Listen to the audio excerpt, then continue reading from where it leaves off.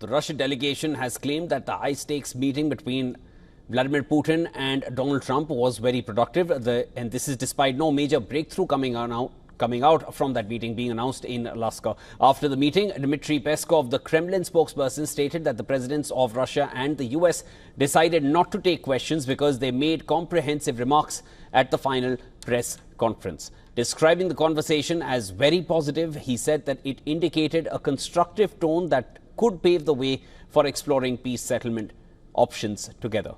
Reacting to the discussions held with the US side, Russia's defense minister Andrei Belousov said that the mood was great, while finance minister Selonov took a more cautious approach, saying you'll know everything later.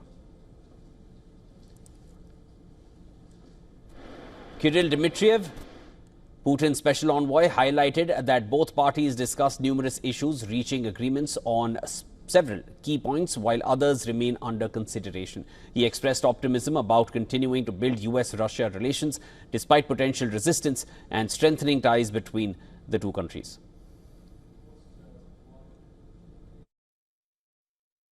US-Russia summit in Alaska has definitely been productive.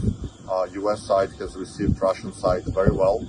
There were lots of issues that we discussed and many we agreed. Some of them are to be agreed.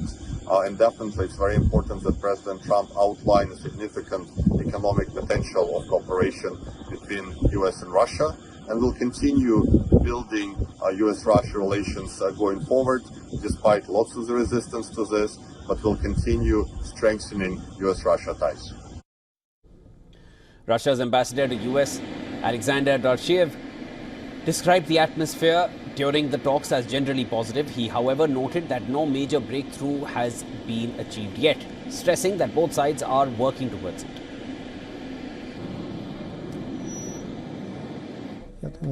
The atmosphere was generally positive, and we will hear the specific results firsthand. But there have been no major breakthroughs, and it seems unlikely that there will be any. But we are trying, especially in the visa area. However, you can see for yourselves that changes are happening very, very slowly.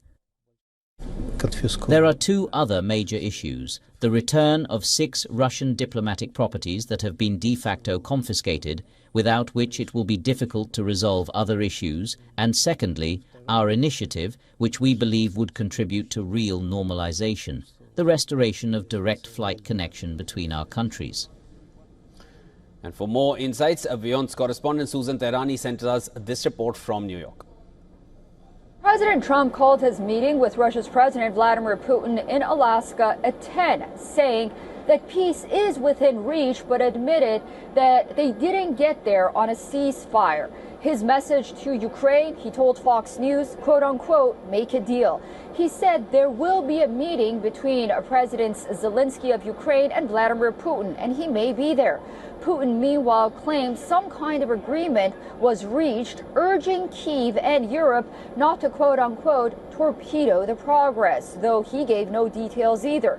The two leaders met for almost 3 hours in a scaled-back 3-on-3 meeting, skipping a larger lunch meeting that had been planned earlier.